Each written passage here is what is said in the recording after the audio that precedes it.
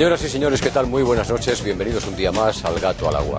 Queríamos mostrarles esos dos tweets que el sindicato andaluz de los trabajadores y el propio Sánchez Gordillo han colgado en sus cuentas. La verdad es que este programa, como todos ustedes saben, recibió ayer con sumo gusto al portavoz nacional del sindicato andaluz de los trabajadores, al señor Cañamero. Procuramos, independientemente de la intencionalidad periodística, de tratar de contrastar con él las informaciones que nosotros teníamos en cuanto a las subvenciones que recibe el Sindicato de Obreros del Campo y el Sindicato Andaluz de Trabajadores y otras cosas relacionadas con la capacidad económica de algunos de los miembros de esos sindicatos y en este caso del diputado de Izquierda Unida, Sánchez Gordillo. Quisimos trasladarles a todos ustedes el debate, un debate abierto en profundidad. Quisimos que supieran ustedes cómo piensan y qué es exactamente lo que pretenden desde sus opciones políticas, que independientemente de lo que podamos pensar nosotros, son tan válidas como cualquier otra. Intereconomía Televisión siempre querrá respetar la libertad y el derecho a pensar de forma diferente. Lo que no nos gusta en absoluto es lo que ha hecho el SAT y lo que ha hecho el señor Sánchez Gordillo. Ayer el señor Cañamero, ustedes tuvieron oportunidad de escucharlo, dijo exactamente lo que quería decir. Lanzó su discurso tal cual venía ya estudiado en el tren que le trasladó a la capital de España.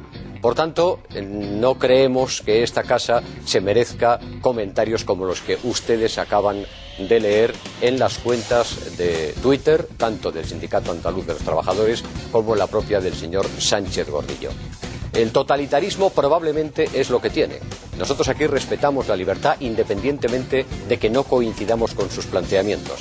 Pero la invitación que le realizamos formalmente, en antena, en directo, hace unos cuantos días, fue, en fin, con la intención de saber exactamente qué tenía que contestar, qué tenía que decir a los datos y a la información que nosotros teníamos el señor Cañamero.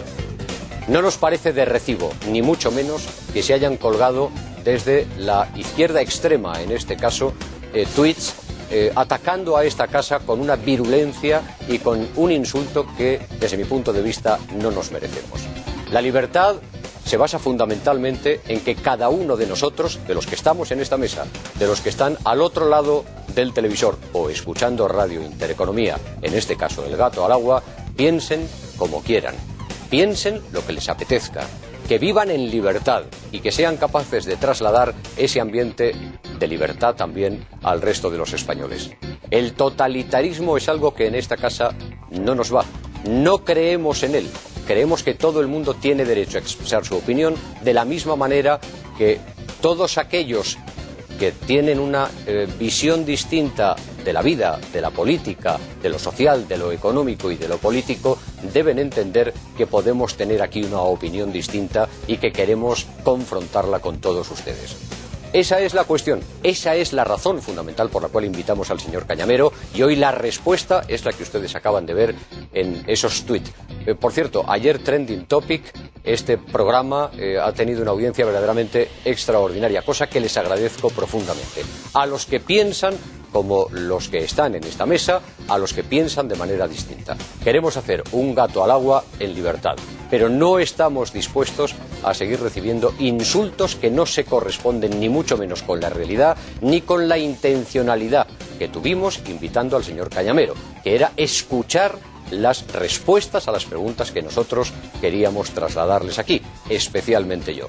Por tanto, después de lo visto, si nos lo permiten, los próximos 10-15 minutos, no más allá, ya no merece la pena, vamos a trasladarles toda, absolutamente toda la información que tenemos en relación con las subvenciones que recibe el Sindicato Andaluz de Trabajadores, el patrimonio personal del señor Cañamero y algunas que otras cuestiones que queremos trasladarles a todos ustedes en vista de ese desprecio con el que han tratado a esta casa después de haberles recibido con los brazos abiertos. Por supuesto, con la seriedad que requería el asunto y con la actitud de quien les habla, en contra profundamente de que algunos se lo lleven crudo y vengan aquí a contarnos milongas. En un instante empezamos.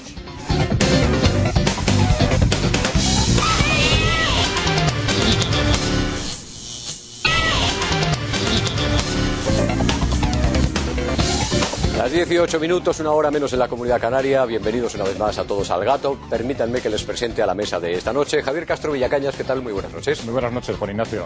¿Viste ayer el programa? Lo vi, me comprometí a ello el pasado jueves. Incluso ir a buscar a Cañaveros si era necesario. Sí, pero vino en tren, o sea que no, vino en tren. No hizo falta, ¿no?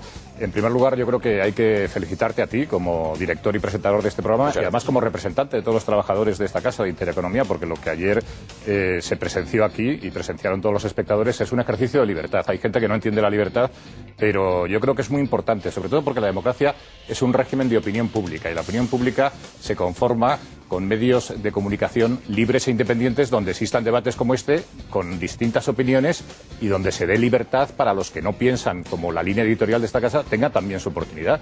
Yo creo que eso es la demostración más evidente de lo que es la libertad de expresión, de lo que es un régimen de opinión pública y de lo que es la democracia. Y eso es lo que pasó ayer aquí, en esta casa. Pues fíjate que yo quisiera añadir que el primero que está al frente de esa ración de libertad que intentamos trasladarles todos los días desde aquí, desde Intereconomía Televisión, es el presidente de esta empresa, que ayer, entre otras cosas, nos dijo: dejad al señor Cañamero que hable todo lo que tenga que hablar.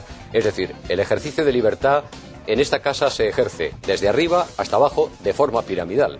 Javier Gallego, ¿qué tal? Muy buenas noches. Buenas noches, Juan Ignacio. Un ejercicio de libertad que yo he disfrutado en esta casa, quiero subrayarlo desde hace ya unos años que colaboro con vosotros y del que doy fe en todos los programas en el que he estado.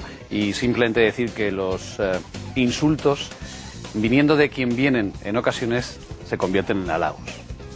Cristina Guerrero, muy buenas noches. Muy buenas noches. ¿Qué tal? Muy bien, encantado de estar con vosotros. Sí, sonriendo. Bueno, vimos la entrevista de ayer, vimos la de la semana pasada que estuvimos aquí al señor Sánchez Gordillo. Yo considero que se puede defender cualquier posición ideológica, además es muy sana que existan pluralidad, pero un discurso dialéctico nunca puede justificar acciones violentas como las que han sucedido. El fin no puede justificar los medios en ningún caso. Bueno, pues ayer el señor Cañamero seguía defendiendo al 2%. José María Carrascal, muy buenas noches. Muy buenas noches. Yo, tal vez por la edad, soy mucho más escéptico y creo que en los que no creen en la libertad no vale la pena ni siquiera hablar con ellos. No, porque no creen. Es lo que le dijo Lenin cuando llegó a aquella delegación del PSOE español. ¿Libertad para qué? ¿Qué es eso? Y no creen en libertad. No creen en la libertad y es igual, te saltarán todo. Alguien que dice que no cree en la propiedad privada, ya estamos en el 2002 y todo lo que hemos visto. Cuando la China comunista, el país más comunista que hay, permite la libertad, incluso Castro. Es decir, al final seremos los de siempre en España, seremos los últimos dinosaurios, los últimos comunistas los habrán estado. Lorenzo Abadía, ¿qué tal? Muy buenas noches. Hola, buenas noches. Bienvenido. Lo raro es, José María, que el PSOE le preguntase en aquella época a Lenin por la libertad, ¿verdad? Pero en todo caso, yo sí quiero decir que debido a un discurso que yo suelo plantear, educado creo en las formas, pero bastante radical en el fondo, por cuanto que entiendo que a este sistema, al español, al sistema político, hay que darle la vuelta 180 grados. Jamás he tenido, en las muchas intervenciones que voy teniendo en telediarios, en El Gato, etcétera, jamás he tenido la más mínima queja ni la más mínima sugerencia de matización en Intereconomía. Quede claro. Bueno, son las 10 y 11 minutos, vamos a plantearles otros asuntos. Ya saben, para nosotros el sexto contertulio, ustedes, los que están al otro lado de la radio o de la televisión, son prioritarios, son fundamentales. Carlota Trías de Bes, buenas noches. Buenas noches, Juan Ignacio, buenas noches a todos ustedes. Pues como ya lo saben, como cada noche, ustedes pueden participar con nosotros enviándonos sus mensajes, sus comentarios, sus opiniones también a través de nuestro Twitter. Y como decíamos, esos mensajes que nos pueden enviar al 25588 y también, como no, a través de nuestra pregunta del gatómetro, una pregunta que hoy, aprovechando que es fiesta en toda España, día 15, Día de la Virgen de Agosto, está relacionada con los días festivos. ¿Creen ustedes que deberían de trasladarse los días festivos que caigan en mitad de semana al lunes más próximo, tal y como había prometido Mariano Rajoy, el presidente del Gobierno? Si ustedes creen que sí, entonces pueden hacérnoslo saber llamando al 905-810-317. Y si por el contrario creen que no se deberían trasladar esos días festivos al lunes, entonces pueden llamarnos al 905-810-317. Le recordamos que el coste de la llamada es de 1,42 euros más IVA desde red fija y 1,95 desde red móvil. Gracias, Carlota Díaz. Permítanme decirles que la pregunta que realizamos hoy en el Gatómetro ha sido una idea de José María Carrascal, que venía planteándose qué es lo que pasa en España, que todavía el presidente del Gobierno, que había prometido variar lo de los festivos para evitar los puentes y, por tanto, la bajada de productividad de los trabajadores españoles, no se haya producido. Sí, parece que costaba 3.000 millones. Era algo, es una barbaridad, pero en fin. Es anecdótico. Comparado con los otros problemas que tenemos, eso es anecdótico. Bueno, pues ya saben, respondan ustedes por favor esa pregunta, a ver si coinciden con José María Carrascal o no. Bien, estos próximos 10, 12, 15 minutos máximo van a ser los últimos que este programa dedique al Sindicato Andaluz de los Trabajadores, al señor Sánchez Gordillo, al Sindicato de Obreros del Campo, etcétera, etcétera. Pero queremos dejar bien claro que la información que poseemos, que poseíamos ayer, que invitamos al señor Cañamero para contrastarla con él y que se fue, en fin, por peteneras, dada su procedencia, en este caso andaluza, parece que ha servido para poco. Por tanto, vamos a mostrársela en plenitud. Por ejemplo, Cristina Guerrero recordaba hace un instante que hace una semana y pico aproximadamente, ella coincidía con nosotros en la tertulia, entrevistábamos al señor Sánchez Gordillo. Le preguntaba al señor Sánchez Gordillo por las subvenciones que recibía el Sindicato de Obreros del Campo, al que pertenece, y por tanto filial del Sindicato Andaluz de Trabajadores, por esas subvenciones, por esa cantidad. Esta era la respuesta de Sánchez Gordillo. El Sindicato Andaluz de Trabajadores al que yo pertenezco no recibe ni un solo euro. Bueno, quedó clarísimo. Recuerdas perfectamente, Cristina Guerrero, ¿verdad? Sí, sí. Que Sánchez Gordillo, lo acaban ustedes de escuchar, y además está Cristina también con nosotros, que nos acompañó en esa mesa de esa noche, decía que no recibía ni un solo euro. Ayer el señor Cañamero decía aquí, en directo, sentado en esta mesa como él nos pidió para que luego no nos metiéramos con él, etcétera, etcétera, que sí, que efectivamente hay subvenciones, pero que el Sindicato Andaluz de los Trabajadores no ve ni un duro. Esto es lo que yo le preguntaba y esto es lo que él me respondía. El SAT y el SOC no tienen de momento ni un solo duro en su poder porque no pasa por sus manos. Va directamente a la financiación de esos cursos que hemos mencionado. Correcto. Es decir, ningún tanto por ciento. Nada, cero. Ningún tanto por ciento. Cero. Esto era lo que le preguntaba. Implica naturalmente el reconocimiento por parte, en este caso, de Diego Cañamero, de esa subvención, que es más de 500.000 euros. Les decía estos días atrás que había recibido hasta el momento el Sindicato Andaluz de los Trabajadores a través del Sindicato de Obreros del Campo 500.000 euros. Bueno, es más, son unos 600.000 euros. La respuesta del señor Cañamero es que efectivamente la subvención existe, por tanto Sánchez Gordillo nos mintió descaradamente en este programa, pero dice que no reciben ni un solo duro, que ese dinero, como han escuchado ustedes, no pasa por el sindicato. Bueno, hemos querido saber cómo se trabaja en los sindicatos cuando solicitan subvenciones. Vamos a acercarnos hasta la sede de la Unión Sindical Obrera. Nos espera al otro lado de la línea telefónica su secretario general de Comunicación, don José Luis Fernández. Don José Luis, ¿qué tal? Muy buenas noches. Hola, buenas noches. Bueno, imagino que habrá usted escuchado a Sánchez Gordillo y habrá escuchado también a Diego Cañamero. ¿Puede usted explicarnos, como representante de un sindicato, cómo funcionan estas cosas? Es decir, decía Cañamero ayer que el sindicato no ve un duro. ¿Eso es cierto o ese dinero va a parar a las cuentas del sindicato, en este caso de Andaluz de Trabajadores? Bueno, del Sindicato Andaluz de Trabajadores o de la Unión Sindical Obrera, de UGT o de comisión. Es decir, cuando pedimos una subvención, sobre todo en este ámbito de la formación, bueno, ese dinero va a la cuenta corriente que el sindicato pone en el papel en el cual pedimos la subvención. Y además una cuenta corriente separada del resto de las cuentas. Es decir, con lo cual el dinero se ingresa directamente en el sindicato y es el sindicato, como solicitante, quien tiene que responder ante la administración de la justificación de esa partida que recibe. Entonces, lo que está claro es que el dinero sí que lo recibimos, es decir, físicamente en nuestras cuentas corrientes. Es decir, esta cantidad de la que estamos hablando, en este caso concretamente, que la Junta de Andalucía ha destinado en estos primeros meses del año 2012 al Sindicato de Obreros del Campo y en este caso también al Sindicato Andaluz de Trabajadores de más de 500.000 euros, ha pasado por las cuentas de los sindicatos. Pero más aún, es que cuando en la norma general que rige todo este procedimiento, ese dinero tiene que imputarse en el plan general contable de la organización, tanto el ingreso como las salidas correspondientes. Y hay que estar 5 años a disposición de la intervención porque te pueden supervisar los papeles. Con lo cual, es decir, tiene que estar contabilizado, es decir, cada una de las partidas, es decir, que tú ingresas y lo que pagas a los proveedores, o en este caso a los proveedores de formación o al profesor, el alquiler de locales, lo que sea, tiene que estar todo perfectamente documentado. Con lo cual, es decir, la medida que el sindicato es el que recibe ese dinero y es el encargado después de gastarlo, bueno, pues lo gasta, y lo que esperamos es que estos señores lo gasten en los planes de formación, bueno, que teóricamente han debido de presentar y que han debido de realizar. Yo no tengo el control de si los han hecho o no los han hecho, o cómo los han hecho, o la eficacia o eficiencia de los mismos. Pero sí quiero dejar claro que el sindicato recibe y que el sindicato es el que responde ante la Administración de la justificación.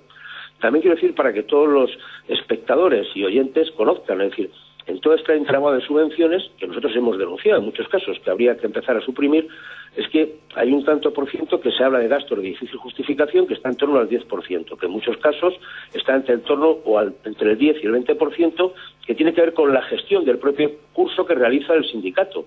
Es una práctica habitual. No digo que sea buena ni mala, pero es la práctica. Es decir, que entre un 10 y un 20% del volumen de esa subvención queda para la organización.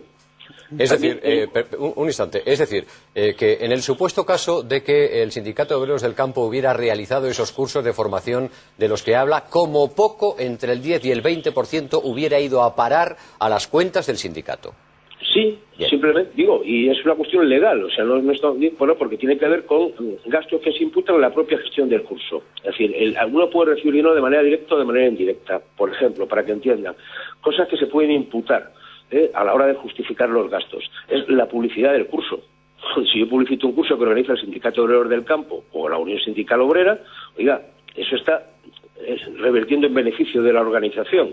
Por ejemplo, yo puedo imputar las nóminas de algún trabajador del sindicato que es el que está encargado de gestionar ese curso, porque durante ese tiempo está trabajando para hacer esa tarea. Es decir, que todo está tasado, es decir, en la orden de convocatoria y en la hora de qué cosas son imputables o no, están. Entonces hay una serie de gastos que redundan directamente en beneficio de la propia organización.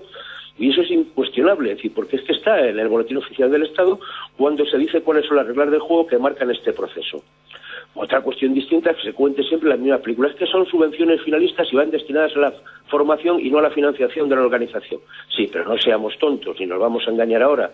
Que buena parte de las organizaciones sociales de este país, sindicatos y organizaciones empresariales, no nos olvidemos, buena parte de su funcionamiento se está financiando con ese porcentaje que se detrae legalmente de las actividades de formación, sino de que ese interés por la formación. Nosotros desde la Unión Sindical Obrera lo que decimos es, oiga, hay que apostar por la transparencia, sobre todo en lo que es la gestión de recursos públicos. Y lo que no entendemos es como además algunas organizaciones que continuamente están defendiendo lo público y el servicio público, oiga, ¿por qué no se aplican en este sentido esta misma receta? Mire, aquí el sindicato lo que está haciendo, o una organización empresarial, es simplemente una tarea de intermediación entre la administración y los trabajadores. Habitualmente estos cursos de formación son para trabajadores ocupados o también se pueden acoger a ellos desempleados. Bien. Por tanto, si me permite un instante, ya sabemos cuándo hay intermediarios por medio, lo que pasa, ¿no? Sí, si me permite, señor Fernández, simplemente quiero dejar bien claro ante los espectadores, en este caso del Gato al Agua, que ayer, dadas las circunstancias, lo que nos está contando el director de Comunicación y Relaciones Externas de la Unión Sindical Obrera, ayer el señor Cañamero mintió, y mintió una vez más aquí, en directo, después de haberle invitado a este programa con toda la buena voluntad del mundo, para que vea que nosotros, aquí en esta casa, sí amamos la libertad y el contraste de opiniones. Eso por un lado. Y por otro lado, hay sindicatos, señor Fernández, que tienen, que quizás ahí esté también la trampa, hay sindicatos que tienen sus propias empresas, que son las que posteriormente gestionan los cursos de formación. Bueno, gestionan o emiten las facturas para justificar los gastos inherentes a ese curso. Es posible que ni se hagan, por tanto. Bueno, eso ya... Quiero decir que cabe, en algunos casos, no estoy diciendo que se haga siempre, estoy diciendo que cabe la posibilidad de que se pueda hacer. Un dato es que la Inspección General del Estado en algún momento, referente a este tipo de actividades, sí que ha puesto en evidencia que ha habido actividades formativas que no se han materializado. Y por tanto es un hecho que está publicado, es decir, no es nada novedoso, ¿no? Sí, porque en muchos casos el sindicato puede subcontratar la impartición de esos cursos con una empresa. Esa empresa puede ser externa o puede ser una empresa que ha creado el propio sindicato. Con lo cual, en este caso, el beneficio, pues todo queda en casa, ¿no? Para entendernos. Oiga, yo soy el que pido la subvención, yo recibo la subvención y yo se la encargo a una empresa que es mía. Con lo cual, bueno, pues todo se queda ahí, más allá del beneficio, obviamente, de aquel trabajador que perciba su curso, sobre todo si su curso tiene cierta calidad y le ha servido, pues mira, estupendo, ¿no? Ahora, nosotros ponemos muy en cuestión la calidad en general de la formación que se viene haciendo en nuestro país, ¿no? Señor Fernández, ¿cuántos cursos aproximadamente se pueden dar con 600.000 euros en lo que va de año? No lo sé, pero un buen puñado, ¿eh? Un buen puñado, le aseguro que un buen puñado, es decir, no lo podría contabilizar porque también depende de la naturaleza del curso, ¿no? Es decir, hay cursos que son más caros y otros más baratos, ¿no? Obviamente. Ya. Pero en general se da mucha formación y de muy baja calidad, si no, la evidencia la tenemos. Es que el fin de la formación, que sería cualificar y mejorar las competencias profesionales de nuestros trabajadores, no se ve. O cualificar a jóvenes desempleados para que puedan hacer un puesto de trabajo, aquí tenemos las tasas de desempleo que tenemos, ¿no? Lo que ya se ve es que falta algo de eficiencia en toda esta materia. Por eso desde el uso decimos, oiga, ¿por qué no gestionamos bien los recursos públicos? ¿Por qué no se encarga el Servicio Público de Empleo, que tiene la competencia de desarrollar las políticas activas de empleo? ¿Por qué no se encarga directamente de la gestión de la formación? Y hace algo útil el Servicio Público de Empleo, ya que para emplear no sirve, todos sabemos el porcentaje de gente que accede a un empleo a través de los servicios públicos, es insignificante. Oiga, ¿por qué no recupera esa tarea? ¿Por qué no se encargan ellos de gestionar directamente esa formación, de manera que evitamos la intermediación, en este caso de una sociedad, unos agentes sociales, sindicatos, patronales, empresas, en esta materia, y la gestiona él directamente? Estaremos dando trabajo a mucho empleado público, que luego dicen que sobra, es decir, pero es que hay empleos públicos que pueden y deben hacer esas tareas y que están mano sobre mano, porque se está externalizando un servicio público, en este caso el de la formación a los trabajadores, que debería hacer el Servicio Público de Empleo porque sería competencia de él y sería un mecanismo de transparencia y de control y de eficiencia de esas políticas. Entonces, lo que estamos viendo es que la formación que habitualmente se da, pues tiene que ver mucho con una formación, bueno, que está ya muy manida, ¿no? Oiga, cursos de ofimática. Bueno, pero oiga, ¿para qué queremos más? Cuando no hablemos de cursos de catas de vino u otro tipo de tareas que están más para justificar la formación que para la eficiencia de la misma. Nos creemos una buena política de ahorro y de eficiencia y de ajuste del gasto y de transparencia sería que fuesen los propios servicios públicos de empleo quien directamente gestionasen esos recursos y los utilizasen directamente con compromisos de recolocación de sus trabajadores en empresas y hicieran planes concertados entre trabajadores y empresas para formar a un trabajador en una empresa para ese puesto de trabajo y con un compromiso de recolocación.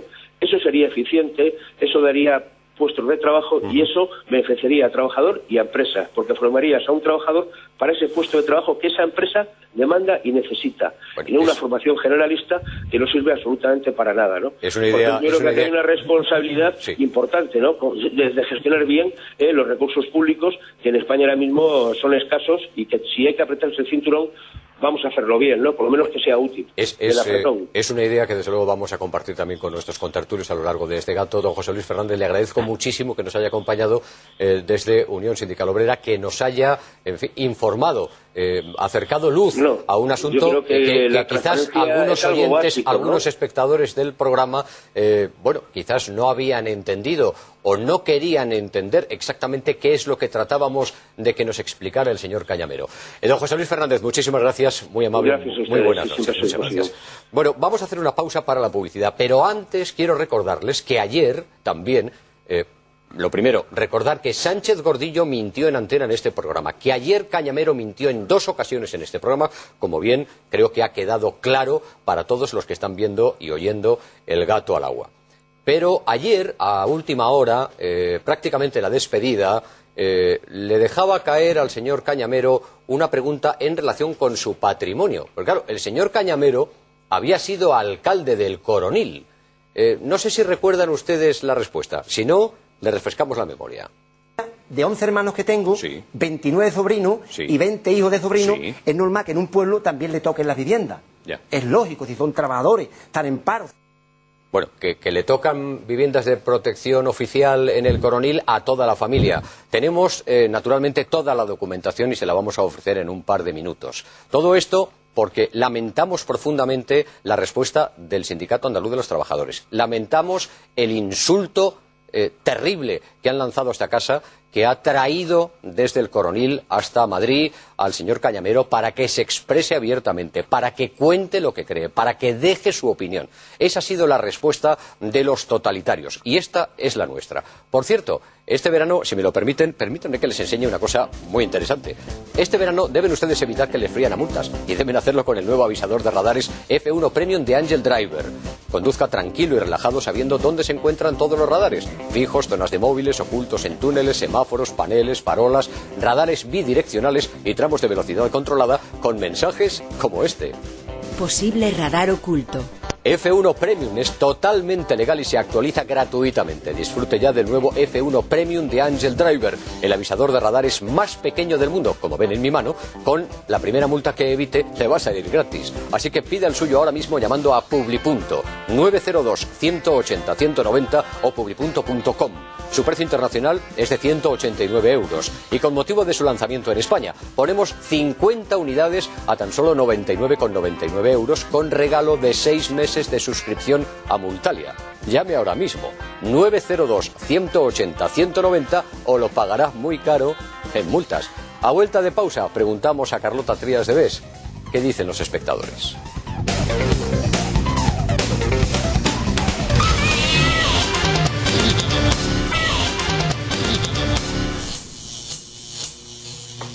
Vamos, lo prometido es deuda con Carlota Trías de Bes. ¿Qué tal, Carlota? ¿Qué dicen nuestros espectadores? Bueno, Juan Ignacio, pues sobre la entrevista de ayer, muchísimos mensajes. De hecho, vamos a leer algunos de ellos. Dice un espectador: soy de izquierdas y doy fe de que Intereconomía es un ejemplo de libertad y de pluralidad. Ayer, con la entrevista al señor Cañamero, quedó patente. También otro mensaje de otro espectador que dice: con la entrevista de ayer quedó patente que la ideología sindical no está del lado de la ideología de la democracia. Dice otro espectador: ayer el señor Cañamero, al ser preguntado hasta en 2 ocasiones por el contenido impartido en los cursos de formación para que a ellos se destinasen más de 400.000 euros, obvió la pregunta, quedó en evidencia. Sobre los cursos de formación también pregunta a otro espectador muchos datos, pero ¿dónde se dejó el señor Cañamero los papeles con el contenido de esos cursos? Dicen por aquí: qué fácil hubiera sido que el sindicato andaluz no se hubiera pronunciado de la manera en la que lo ha hecho. Ahora han perdido toda la razón y toda la credibilidad. Y por último, mensaje que dice: ayer al señor Cañamero se le olvidó explicar cómo es el día a día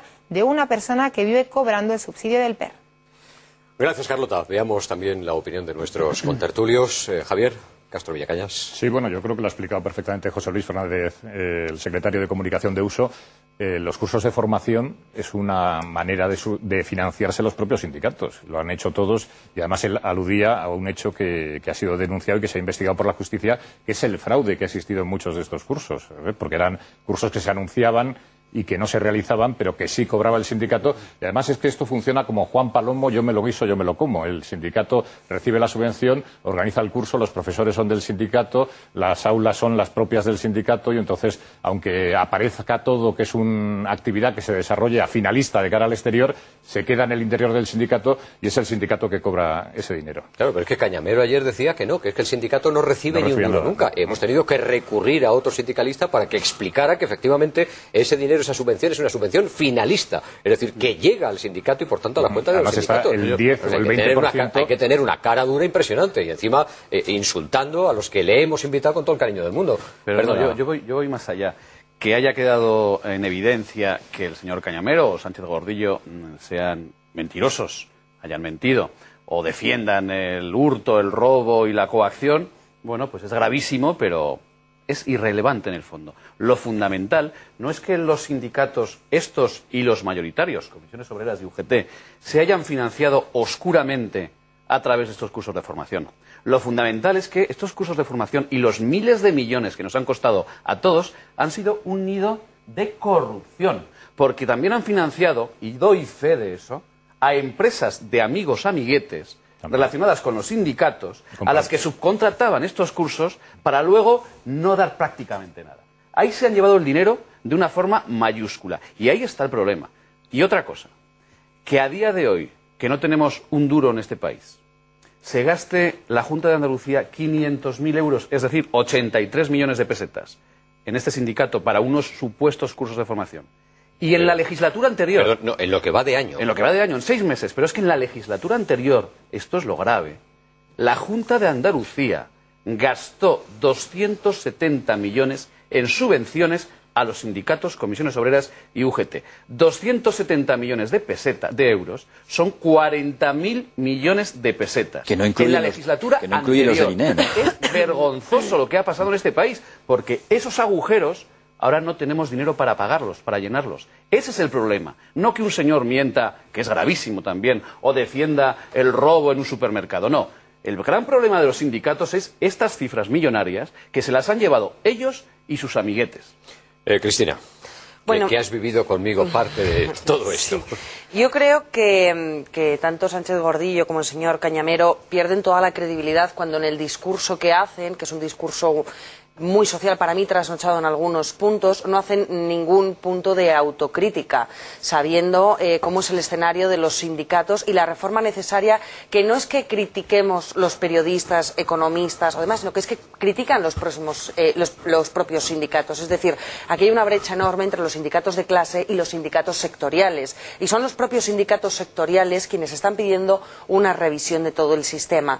En cualquier caso, yo creo que están intentando polarizar el debate y hacer una bomba de humo en esto, porque lo grave de la situación eran los hechos que trataban de justificar, unos hechos, no olvidemos, violentos, unos hechos injustificables a los que denominaron como acto simbólico. En esa entrevista, la primera que hicimos a las 24 horas de producirse y la primera que concedió Sánchez Gordillo en Mercadona, era tan simple como haberle dicho al señor Gordillo que perfectamente podría haber cogido esos 13 carros, pasar por caja y pagar con su sueldo.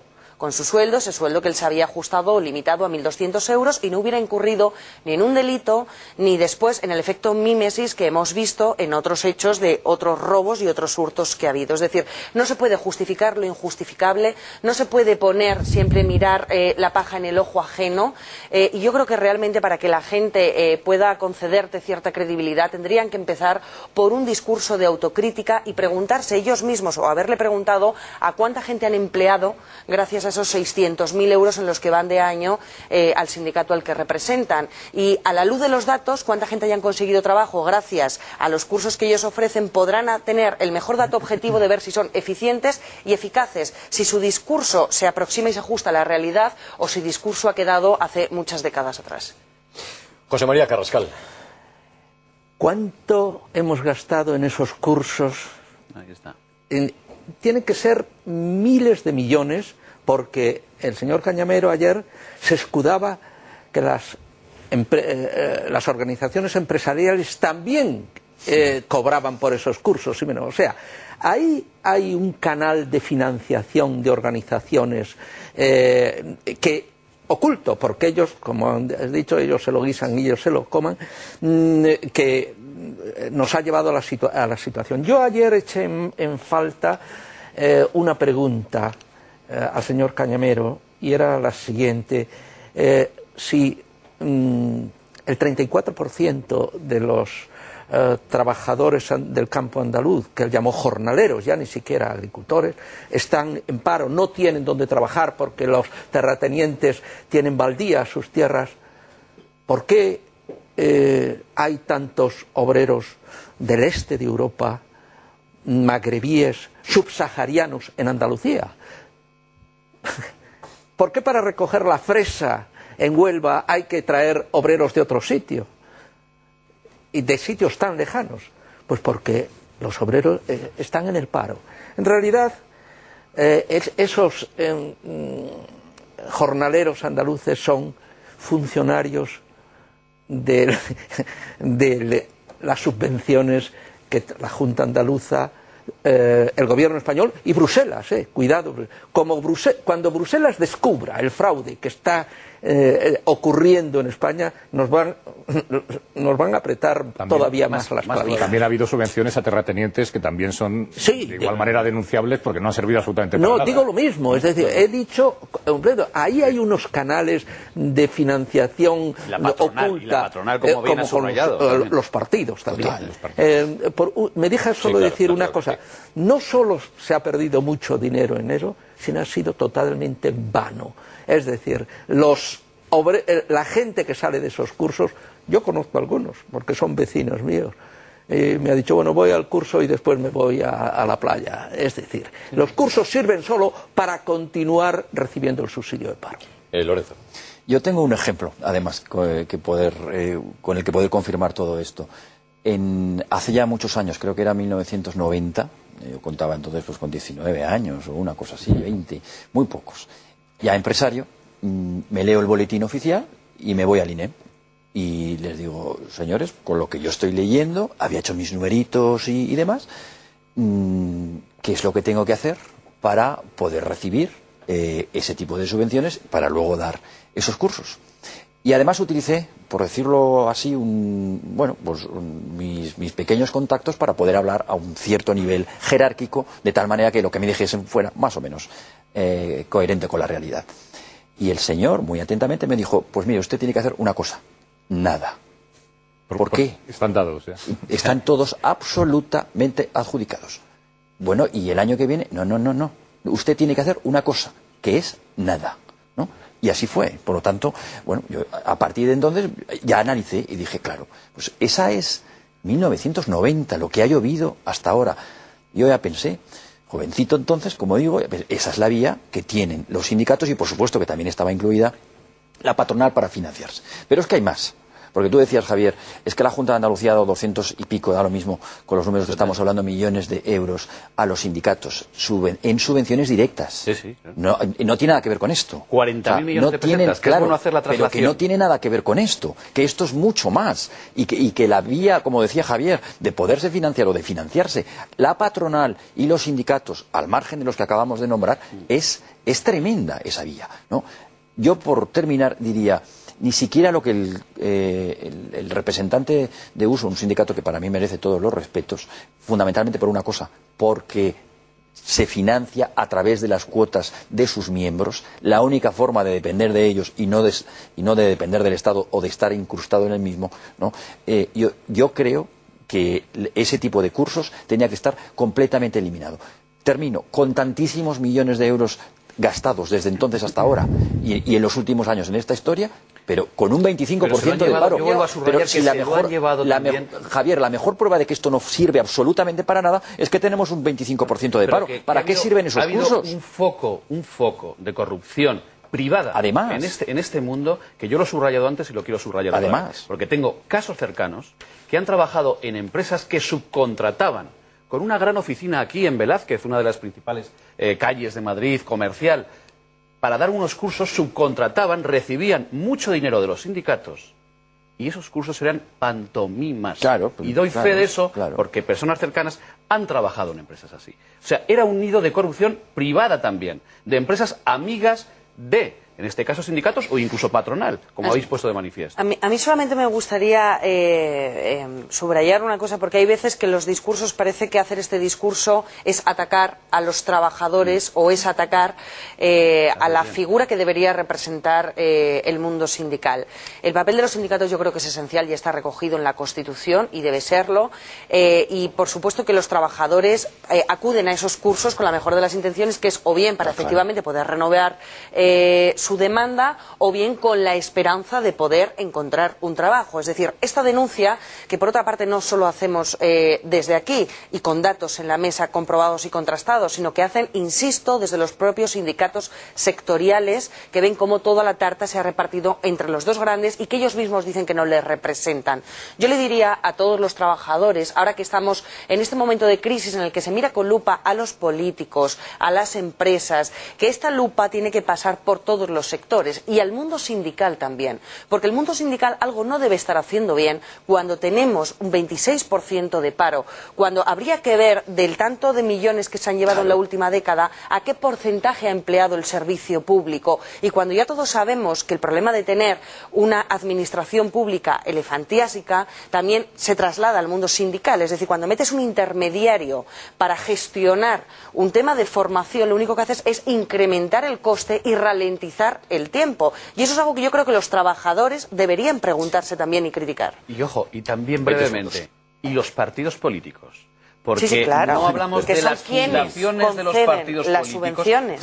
No quienes conceden, sino quien recibe subvenciones para sus fundaciones, para cursos también pantomimas, etcétera, etcétera. Para esos think tank tan famosos, esas centrales de ideas en Estados Unidos que se hacen a menudo, bueno, pues en España también hay una bolsa de fraude en los partidos políticos, con subvenciones que pagamos todos, que en este momento deberían estar suprimidas ya. Bueno, permítanme ahora, ayer recordábamos hace unos minutos que la última pregunta, casi la última pregunta que le trasladaba al señor Cañamero era en relación con un lío que montaron allí, con una urbanización que era ilegal y con algunas propiedades que presumiblemente tiene el señor Cañamero. Él nos contestaba esto y se quedaba tan ancho. Escucha. De 11 hermanos que tengo, 29 sobrinos y 20 hijos de sobrinos, es normal que en un pueblo también le toquen las viviendas. Es lógico, si son trabajadores, están en paro.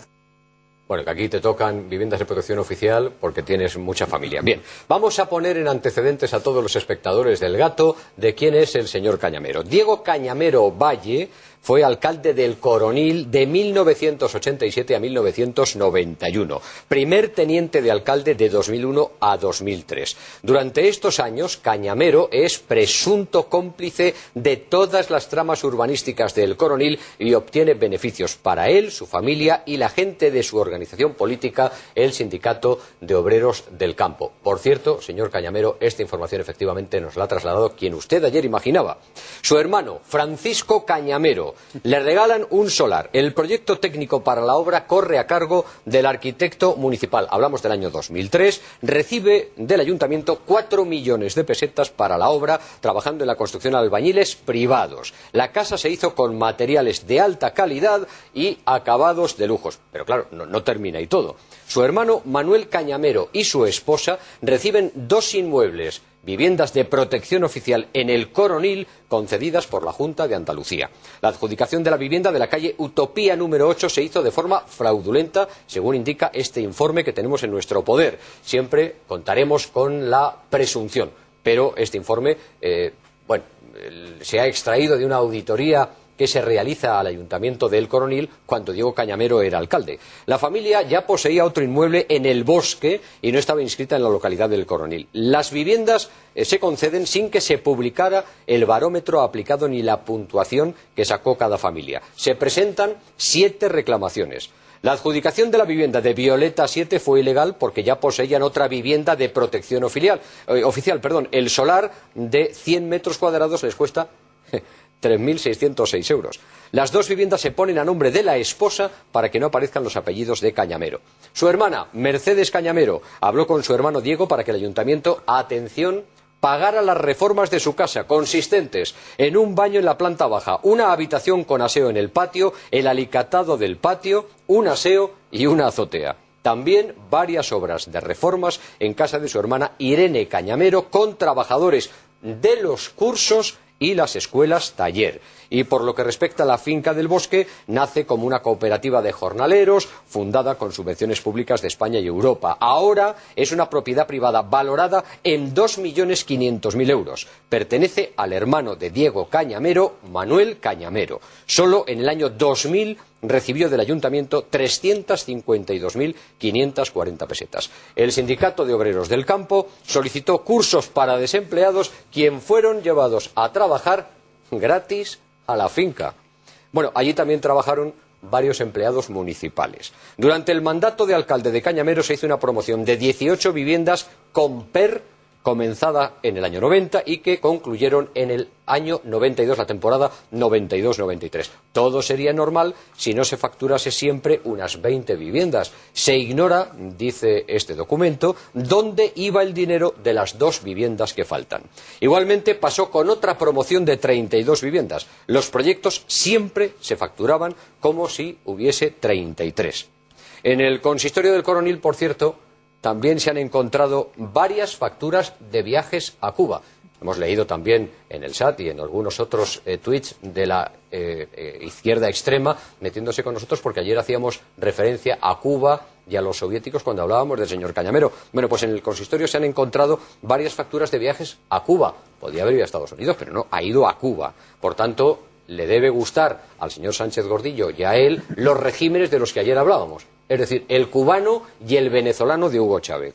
Se pagaron con dinero del ayuntamiento viajes para todos los dirigentes y familiares cercanos al sindicato obrero del campo. Cañamero, siendo alcalde, atención a esto que es gravísimo, no dejó tomar posesión a 3 policías locales, uno de ellos jefe de la policía local, alegando que su pueblo no necesitaba seguridad.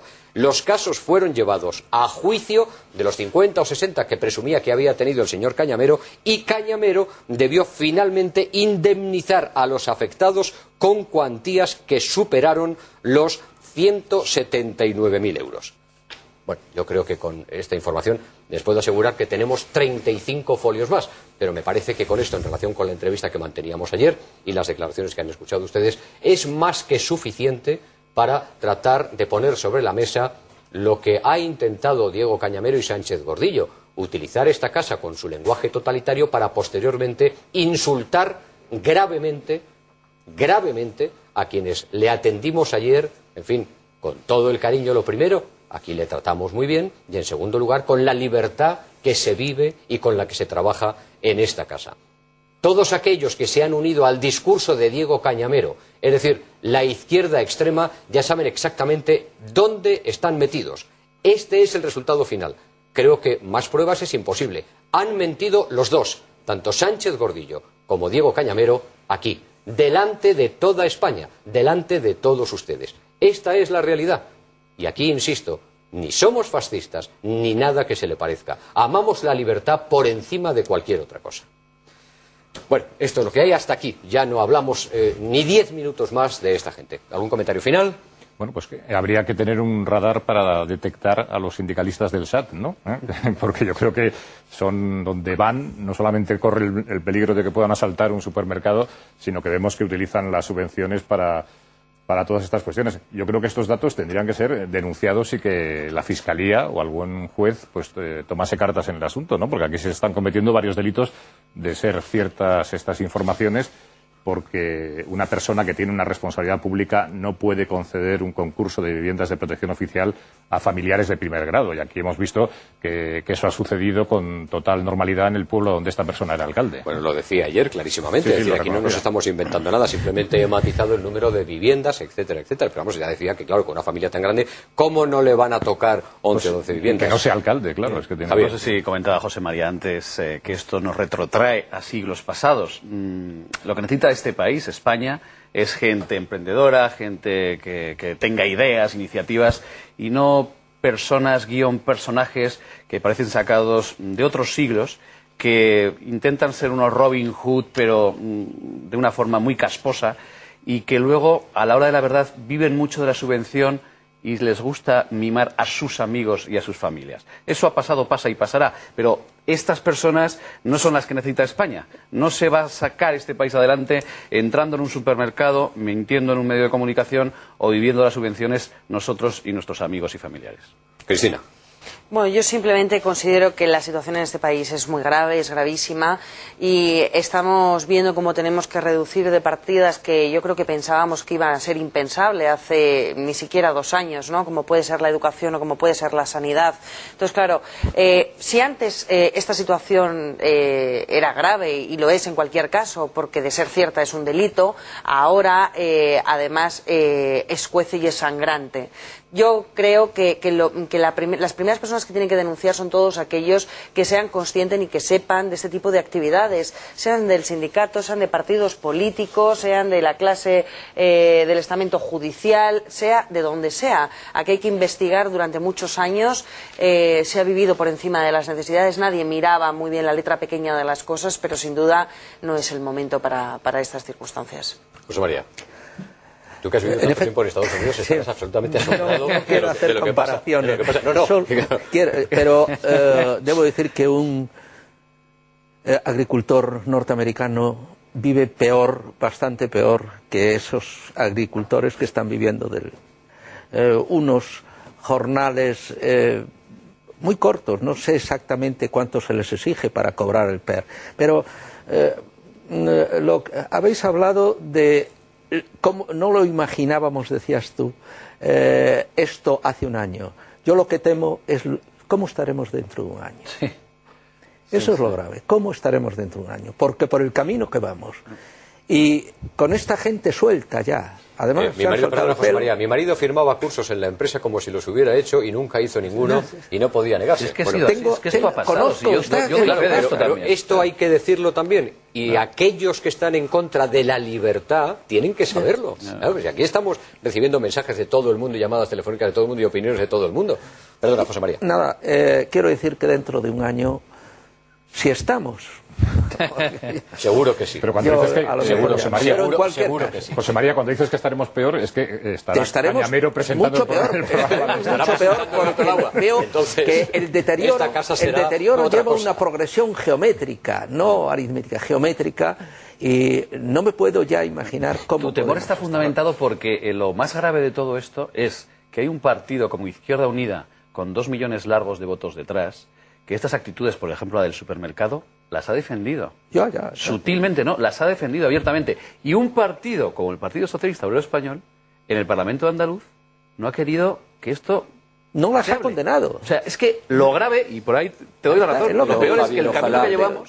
si los grandes partidos que están detrás de personajes así, los alientan, los jalean y los, en el fondo, les dan la razón, los subrayan, pues apañados vamos.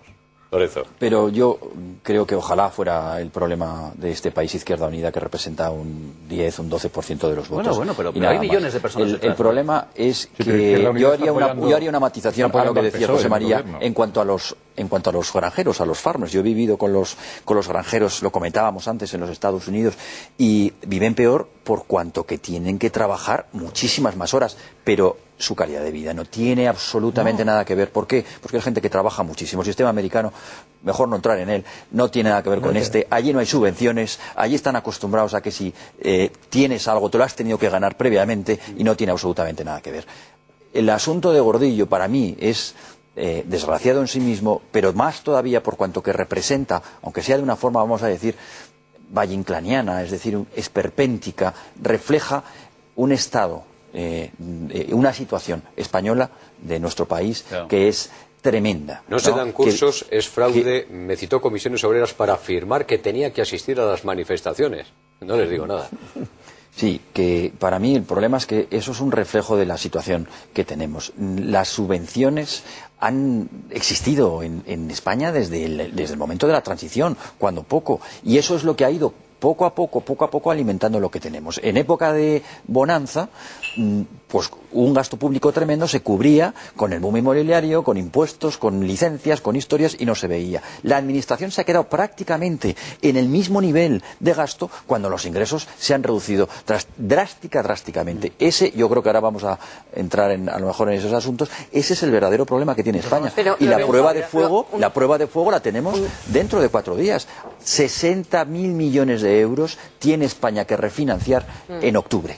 60.000 millones de euros. ¿Qué va a pasar? Solo por añadir un matiz que además algo que habéis comentado antes. Yo creo que tampoco se nos puede olvidar y no se le puede olvidar a nadie que esta cuestión no se le imputa a unas siglas o a un partido político o a la izquierda radical. Es decir, el tema de los sindicatos y cómo han vivido los sindicatos y cómo se ha financiado y gestado el sistema lo han hecho unos y otros, porque han necesitado de sus apoyos. Es decir, ellos han sido cómplices necesarios, pero quienes han estado pensando y quienes ha sido el sistema y los partidos que han estado en el poder, es decir, los dos grandes partidos. Yo lo he dicho antes y he subrayado que la financiación también de los partidos políticos, las subvenciones, son escandalosas y la finalidad a la que se dedican muy oscura, nada transparente. Entre ellas, esas famosas fundaciones de las que habría mucho que hablar. Pero si es que no tiene que haber financiación pública. ¿Qué financiación? Si es que va contra natura. ¿Cómo una asociación, cómo una agrupación va a depender de personas distintas que la financien? Es decir, si les financia el Estado, dependen del Estado. Claro. Y una sociedad, una asociación, una agrupación tiene que tener siempre un vínculo. Exigente con la clase política y mejor les va. Socialmente mejor les va. Aunque quisiera romper una pequeña lanza por no criminalizar, entre comillas, a todos los jornaleros, agricultores, que algunos de ellos aquí no se ha pretendido jamás eso. Pero vamos, debe quedar perfectamente claro, nítido para todo el mundo. Quiero subrayarlo, que hay gente honrada que ha trabajado de sol a sol por 4 pesetas en Andalucía y en otras regiones y comunidades españolas durante décadas, que se ha visto muchas veces explotada. El problema es la clase dirigente y la clase sindical que, haciendo uso de esa desgracia, se ha aprovechado para, con un discurso Robin Hood, vivir de eso. Ahí está el problema. Ahí está el problema. Son las víctimas. Son las víctimas. En realidad los jornaleros son las víctimas del PER. Los tienen atados porque no tienen salida. Porque no viven bien, además. Viven de eso y les tienen lleva atados. Gobernando el PSOE más de 35 años. Lo que ha pasado. Y Izquierda Unida se está apoyando. Termino. Los partidos políticos y los sindicatos han asumido el papel de los antiguos terratenientes, los que les daban un duro para ir a votar a los que ellos querían. Sí. No nos hemos movido en ese sentido. Y esto sí que es dramático. Son los nuevos señoritos de Andalucía, y entonces el Partido Socialista lleva 35 años gobernando esa comunidad autónoma. Hay un espectador que dice que él sí ha dado 2 cursos de Unión General de Trabajadores. Para terminar muy brevemente, Izquierda Unida está apoyando ahora mismo al gobierno del Partido Socialista en Andalucía. O sea, Izquierda Unida es responsable de la situación de gobierno en esa comunidad autónoma y del mal estado del campo andaluz y de la situación de los jornaleros, con lo cual el señor Sánchez Gordillo, por mucho que diga que él no votó, no sé si votó o no a la investidura o se fue o se abstuvo, pero él pertenece a un grupo político que está apoyando. En cualquier caso, además, yo creo que de verdad el debate de fondo no es pues sobre esa diferencia que podemos opinar unos que creemos en la intervención pública o no, que ese sería un debate serio y para tratar en otra cuestión, sino es en este caso en concreto cuando ha habido una mala gestión o un robo o un hurto o un caso como estamos teniendo de corrupción, porque yo, por ejemplo, soy una persona que creo que, por ejemplo, los partidos políticos sí deben tener una subvención limitada, transparente, con una buena gestión. ¿Por qué? Básicamente porque yo, contraponiéndolo con el modelo americano, entiendo que es mejor que tengan una subvención pública, si fuera transparente, como debiera ser, a que sirvan simplemente a los intereses de determinados lobbies que son los que los financian y que cuando lleguen al poder, con los recursos de todos, solamente se dirijan a representar a los intereses de unos cuantos. Yo sí creo en eso, pero en cualquier caso lo que yo decía es, ya no se trata, que es lo que intenta el señor Sánchez Gordillo o lo que ha intentado el señor Cañamero cuando insulta a unos o a otros que ellos defienden lo público, un Estado social y del bienestar. Ese no es el debate real. El debate real es ver y auditar sus cuentas, auditar su sindicato, el trabajo que han hecho, qué hacen con sus ingresos y si los actos que ellos llamaban simbólicos son simbólicos o son delitos. Y ellos cómplices necesarios. Es así, aquí hay que llamar el pan pan y el vino vino, si no se trata de otra cuestión. Efectivamente. Ellos sigan manteniendo que sea un delito menor. Claro. Pero ayer le decía al señor Cañamero, bueno, esto es un delito, esto fue un robo. Y decía, no, bueno, esto es un acto simbólico porque esto delito. Oiga, primero lo tendrá que calificar un juez a través de una sentencia. De momento hay sindicalistas del SOC y del SAT imputados en un delito por entrar en el supermercado. Pero luego, lo de Carrefour fue para nota. Porque claro, hemos hablado, lo comentábamos ayer en el programa, hemos hablado constantemente de la entrada en Mercadona, de la agresión a la trabajadora, pero ayer le recordaba al señor Cañamero lo que pasó en el Carrefour, que es donde estaba él.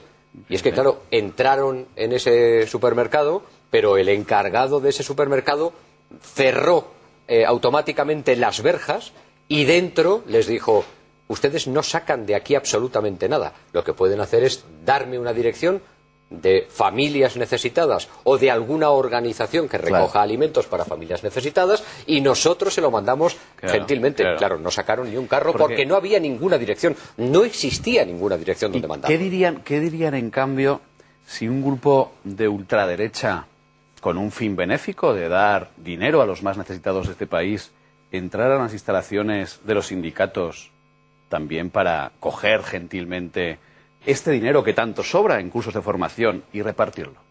¿Qué dirían entonces? También sería desobediencia civil el mensaje, por la labor en mi empresa un curso de 300 horas se dio en 4. Que sí, es que... Espectacular. Que hay cantidad de casos en este sentido para... Tengo una vecina que me dijo, voy a hacer un curso, voy a ir el primer día y luego me voy a Alicante. Sí, es así, es como se está haciendo la cosa. Vamos a ver qué dicen los espectadores. Carlota, por favor, estamos interesadísimos como siempre. Bueno, pues ya para cerrar el bloque sobre este asunto, vamos a seguir leyendo algunos de estos mensajes relacionados con las subvenciones y también con los sindicatos, sobre todo subvenciones, como decíamos, al SOC y al SAT. Dice un mensaje por aquí, los sindicatos luego son los más ricos, los sindicalistas, perdón, luego son los más ricos de sus pueblos, demostrable 100% y encima cobrando el PER. También dicen por aquí, en Andalucía los mayores caciques son aquellos que manejan el dinero ajeno y no saben o no quieren invertirlo de manera eficiente, dice un espectador. Yo recibí un diploma de un curso que nunca llegué a realizar. También pregunta a tu espectador, ¿por qué será que siempre que la izquierda maneja la caja del tesoro acaba solo con telarañas? También dicen por aquí, ¿por qué el señor Cañamero no citó las fuentes de sus datos? Solo hay que acudir al boletín oficial de la Junta de Andalucía, al BOJA, para comprobar que lo que decía no era cierto. También dicen por aquí otro espectador, los cursos de formación profesional deben impartirlos los profesionales y esto no sucede en muchos casos. Y sobre la pregunta que les formulábamos hoy en el gatómetro, sobre si los días festivos que caigan en mitad de semana deberían de trasladarse al lunes más próximo, dice un espectador, todas las fiestas del año deberían de trasladarse al 1 de enero. De esta forma ahorraríamos mucho más. Así que les invitamos a que sigan respondiéndonos a esta pregunta y sigan votando. Les recuerdo que es la pregunta que hoy les traslada José María Carrascal, muy interesado en ese asunto. Por cierto, estamos hablando de dinero, de monedas, pero tengo una muy especial para todos ustedes. Se trata de la colección de monedas Historia de la Moneda Española. Son las réplicas exactas de las principales monedas de oro y plata de la historia de España. Y es una primera emisión acuñada por la Real Casa de la Moneda y certificada por la Fábrica Nacional de Moneda y Timbre. Aquí tenemos desde el excelente de los Reyes Católicos hasta el doblón de Isabel II. Esta colección representó lo mejor de nuestra historia, pero al mismo tiempo es una inteligente inversión, porque su valor crece al ritmo del precio de los metales preciosos. Y lo más importante es que esta acuñación se puede conseguir por solo 40 euros al mes sin intereses, gracias a una oferta especial de Galería del Coleccionista para el Gato, para nuestro programa. Solo hay que llamar ahora al 902 053 709 y hacer la reserva. Y como siempre, con la garantía de Galería del Coleccionista. Y además, ya lo saben, hay un obsequio muy especial, los 2 relojes que van a ver a continuación en sus pantallas, que serán para los 10 primeros espectadores que llamen ahora al 902 053 709 para hacer su reserva de la colección La Moneda de Oro Española. Una pausa para la publicidad y hablamos de fraude electoral en el seno de UPyD. A la vuelta.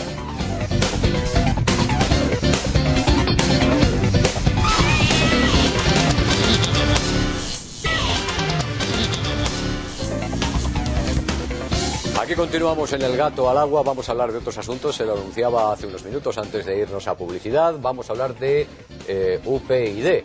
Parece que hay fraude electoral, les ponemos en antecedentes. De democracia, poco. El partido de Rosa Díez, Unión Progreso y Democracia no ha hecho honor a su nombre. Según publica el diario en Internet El Semanal Digital, UPyD está totalmente fracturado en la Comunidad Valenciana. El caso beneficia al presidente autonómico de la formación, Romain Mutsati, que por el momento sigue en el puesto tal y como desea Rosa Díez. Según publica este diario, en las últimas horas han intensificado las dimisiones de importantes dirigentes. Hasta el momento han dimitido 2 exsecretarias de organización de UPyD, María José Ros y Lidón Ordóñez, aunque ambas alegan motivos personales. A ellas se sumó el presidente de la provincia de Alicante, Faustino Salas, tras conocer los votos fraudulentos. Rosa Díez y Toni Cantó, cabeza visible de UPyD en Valencia, no se han pronunciado hasta el momento, aunque esto supondría un duro golpe no solo para ellos, sino que también para el partido. En las próximas horas se esperan más dimisiones. Mientras el tiempo pasa, el respaldo de Madrid a la dirección regional continúa. Bueno, este es un asunto absolutamente interno de UPyD, pero sin embargo llama poderosamente la atención que un partido que acaba prácticamente de llegar a la escena política, al ruedo político, es verdad que tiene presencia en algunos ayuntamientos ya, en algunas comunidades autónomas, esté atravesando por una situación, en fin, de repente tan extraña. Hay fraudes hasta en partidos muy pequeños. Sí, yo esta historia la desconozco completamente. No sé si es verdad, supongo que si el Semanal Digital la publica tendrá los datos y las fuentes. Lo que pasa es que yo prefiero que ocurran estos casos, estos escándalos electorales dentro de los partidos políticos, que no haya elecciones internas dentro de los partidos políticos. O sea, yo prefiero que ocurra esto y que UPyD haya dado, en este caso, una lección de democracia interna, porque ha permitido que sus cargos se eligiesen de una manera democrática dentro del funcionamiento del partido, que lo que ocurre en el Partido Popular, donde se celebra un congreso en Valencia y es un congreso a la búlgara, donde el 98% le dice sí a Mariano Rajoy y no hay democracia. Si hay un pucherazo, no creo que... pucherazo, entonces esto de la democracia interna, ¿cómo se come? Hombre, pero esto lo tendrá Explícamelo porque no termino de entender. Soy muy torpe, ¿eh? No, que esto se tendrá que demostrar ante unos tribunales. Esto es una denuncia que supongo que tendrá que tener su curso y se tendrá que demostrar que sí. Pero si hay posible pucherazo es porque ha habido elecciones. Pero es que en otros partidos es que ni siquiera hay elecciones internas. Sí, hoy mismo UPyD, estaba leyendo ahora mismo, ha hecho un comunicado que enviaba a todos sus afiliados en la Comunidad Valenciana, y decía que el Consejo Territorial de UPyD en la Comunidad Valenciana, que hace llegar íntegramente a todos los afiliados un informe que realizan a instancias de unas denuncias que hay que hablan de esta cuestión sobre presuntas irregularidades en el proceso electoral interno celebradas en 2010. Exacto. La conclusión de este informe, y esto lo publica UPyD en su propia página web, es que efectivamente el informe concluye que el afiliado denunciante y al menos una segunda persona, de manera improvisada y actuando por su cuenta, facilitaron que entre 6 y 9 afiliados votaran por delegación, algo contrario a las normas vigentes en UPyD. Y aquí viene lo interesante, dice, también concluye que por ser igualmente contrario a las normas y de acuerdo al más elemental principio de seguridad jurídica, no procede revisar el resultado de un proceso electoral una vez concluido el plazo establecido para su impugnación, y ello con independencia de las responsabilidades internas que pudieran derivarse de la propia instrucción del expediente. Es decir, algo yo creo aquí, y un poco en línea de lo que hablabas, Javier, es decir, ningún partido político es libre de que alguno de sus integrantes cometan actuaciones fraudulentas. A mí lo que me parece honrado es que UPyD, a diferencia de tantos y tantos casos de corrupción política que hemos visto en estos meses y en estos años, emita un comunicado, abra una investigación interna y dirija el resultado de ese informe, que es desfavorable para ellos, ¿pero qué opciones tiene UPyD en todos este momento los afiliados? Bueno, ha habido otros muchos partidos que tenemos con problemas muy graves de corrupción que han dado el mutis por el foro, no ha habido ningún tipo de dimisión y aquí paz y después gloria. Entonces yo creo que esto dignifica un poco a las siglas en el sentido de haber hecho una investigación, al menos hacer pública el resultado sabiendo que es dañino para ellos y asegurando que han abierto un expediente. Yo tengo hoy una noche muy negativa, porque excepto en la pregunta que has lanzado. Déjame decirte esto. Si es que yo tenía la esperanza de que si se abrieran las listas pues funcionaría la cosa, pero ni siquiera así, ni siquiera así, ni siquiera con la democracia interna. Estamos ya tan corrompidos que incluso con democracia interna funcionan las cosas. Bueno, UPyD ha tenido, porque ha habido dimisiones, es decir, ahí había algo, no era un rumor, había dimisiones, lo ha hecho, y yo no veo, ha salvado los muebles de esta forma, no le veo reconocer un delito una vez cometido. En fin, no me parece que elimine el delito. Es decir, los partidos políticos españoles tienen una línea piramidal en ellos que es no hay democracia debajo, es decir, no parte el partido de abajo hacia arriba, se van eligiendo arriba, sino al revés, es desde arriba hasta abajo. Y creo que UPyD no se libra de ello.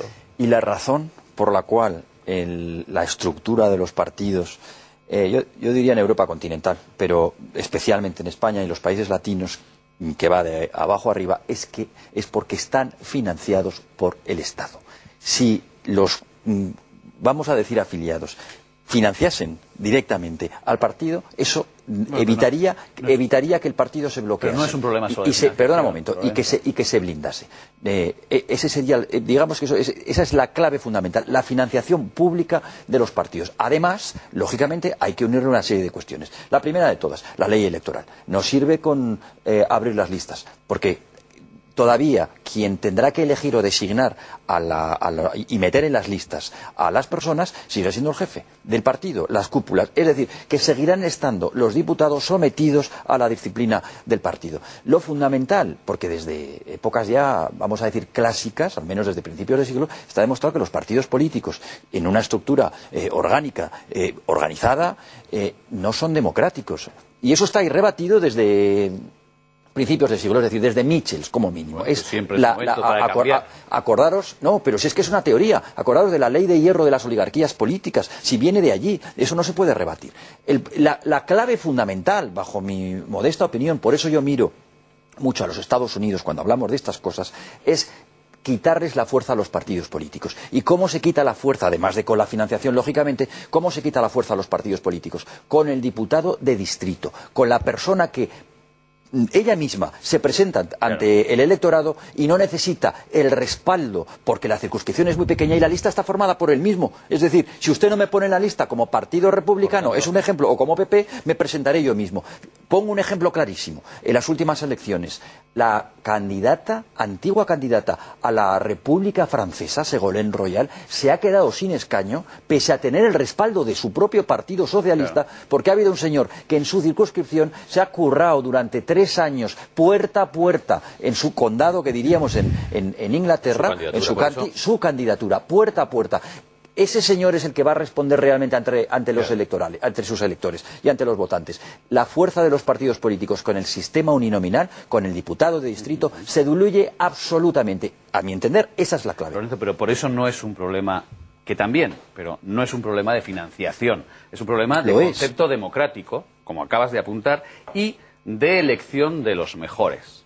No del que hagan méritos desde las juventudes del partido dentro del organigrama y el aparato. Javier, ni siquiera de los mejores, de los representantes. Lo fundamental es que el político represente al pueblo. Ya se preocuparán los dirigentes del partido Monti también dice de poner a los mejores en ese distrito, que yo estoy de acuerdo en que sería una forma mucho más cercana al ciudadano, o en una lista desbloqueada. Ya se preocuparían de poner a los mejores, porque en eso les iría el éxito electoral. No en poner al más dócil que ha hecho méritos desde joven en la estructura del partido y cuando se llega a la decisión trabajando los méritos, Javier. En una lista desbloqueada se sigue trabajando los méritos, porque la persona que realmente tiene la capacidad para ponerlos dentro de la lista es el político todavía, es el jefe.